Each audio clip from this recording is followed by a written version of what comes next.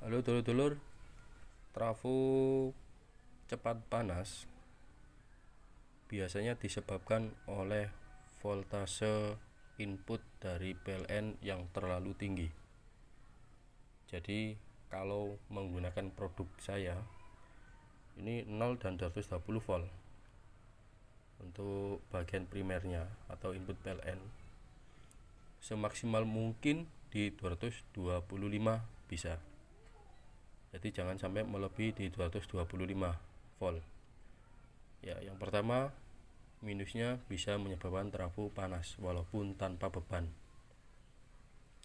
Apalagi dikasih beban, ya, malah panas.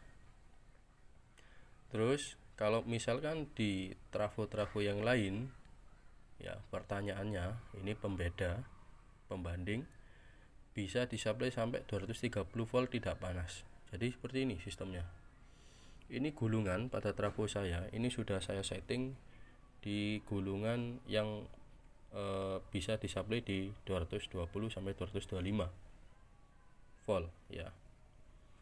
Kalau bisa saja trafo ini saya setting di 0 240 volt bisa, tetapi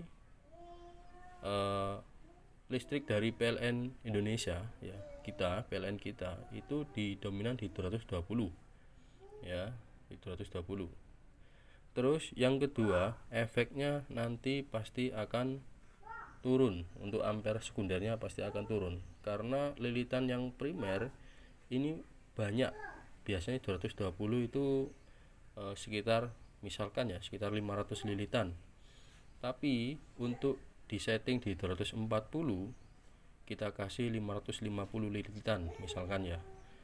Nah, sedangkan listrik kita, supply PLN kita itu 220. Jadi ada spare 50 gulungan di primer. Ya, itu yang membuat trafo efisiensinya berkurang. Ya. Nah, seperti itu ya. Jadi pemahaman kita selama ini mungkin kita itu kurang paham ya. Bukan termasuk trafo yang disuplai di 230 235 mampu tidak panas. Nah, itu seperti itu, asumsi seperti itu kurang paham ya.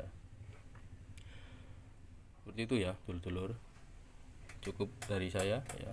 Jadi kesimpulannya, ikuti aturan dari yang pembuat trafo dan pandai-pandailah memilih produk